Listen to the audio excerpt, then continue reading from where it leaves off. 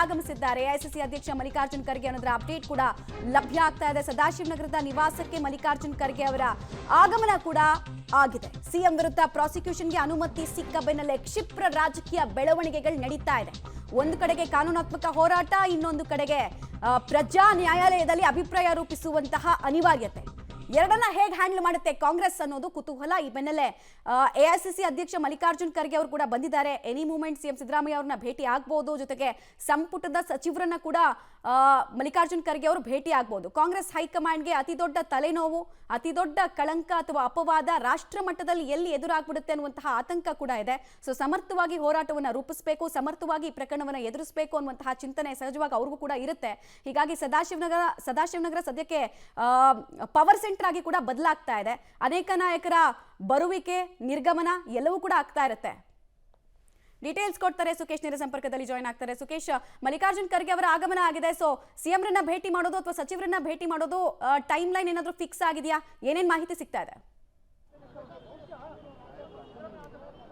Mamata, AICC ಅಧ್ಯಕ್ಷ ಮಲ್ಲಿಕಾರ್ಜುನ್ ಖರ್ಗೆ ಅವರು ಕೂಡ ಇವತ್ತು ಬೆಂಗಳೂರಿಗೆ ಆಗಮಿಸಿದ್ದಾರೆ. ಇನ್ನು ಕೆಲವು ಕ್ಷಣಗಳಲ್ಲಿ ತಮ್ಮ ಸದಾಶಿವನಗರ ನಿವಾಸಕ್ಕೆ ಬರ್ತಾರೆ.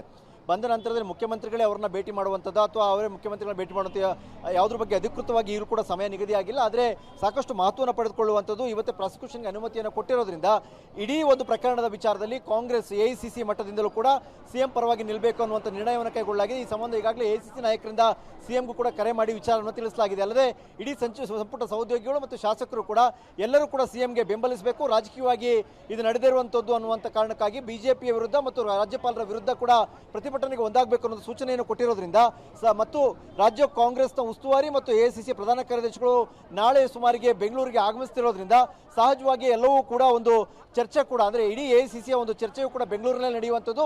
ಸಿಎಂಗೆ ಏನು ಬೆಂಬಲ ಕೊಡಬೇಕು ಅನ್ನೋದ್ರ ಬಗ್ಗೆ ಕೂಡ ಅಧಿಕೃತವಾದ ತೀರ್ಮಾನವು ಕೂಡ ಹೊರಬೀಳುವಂಥ ಸಾಧ್ಯತೆ ಕೂಡ ಇದೆ. ಮಮತಾ, ರೈಟ್ ಸುಖೇಶ್, ಇದ್ರ ಜೊತೆಗೆ ಈಗ ಬಹಳ ಇಂಪಾರ್ಟೆಂಟ್ ಆಗಿ ಕಾಂಗ್ರೆಸ್ನ ನಿಲುವು ಕೇವಲ ಖಂಡನೆಯನ್ನ ವ್ಯಕ್ತಪಡಿಸೋದಾಗಿರುತ್ತಾ ಅಥವಾ ಸಿಎಂ ಜೊತೆಗೆ ಈ ಹಿಂದೆ 90% ಆಫ್ ದ 136 ಶಾಸಕರ ಬಲ ಏನಿತ್ತು, ಆ ಶಾಸಕರ ಬಲ ಇದೆ, ಒಗ್ಗಟ್ಟಿನ ಪ್ರದರ್ಶನವನ್ನ ನಾವು ಮಾಡ್ತೀವಿ ಅನ್ನೋ ತೋರಿಸೋದು ಕೂಡ ಆಗಿದೆಯಾ?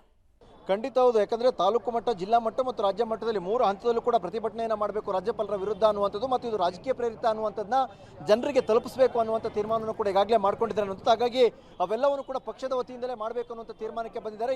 ಈ ಕುರಿತು ಕೂಡ ಸಿಎಂ ಜೊತೆಗಿನ ಸಭೆಯಲ್ಲಿ ಇವತ್ತು ಚರ್ಚೆ ಆಗಿದೆ. ಅದಕ್ಕೂ ಏನೇನು ಸೂಚನೆಗಳನ್ನು ಕೊಡಬೇಕು ಅನ್ನುವಂಥದ್ದು ಕೂಡ ಕೆಪಿಸಿಸಿ ಕಡೆಯಿಂದ ಪಕ್ಷದ ವತಿಯಿಂದ ಕೊಟ್ಟು ಹೋರಾಟದ ರೂಪುರೇಷೆಯನ್ನು ಕೂಡ ಇವತ್ತೇ ಸಿದ್ಧಪಡಿಸಲಿಕ್ಕೆ ಕೂಡ ಸೂಚನೆಯನ್ನು ಕೊಡಲಾಗಿದೆ. ಮಮತಾ.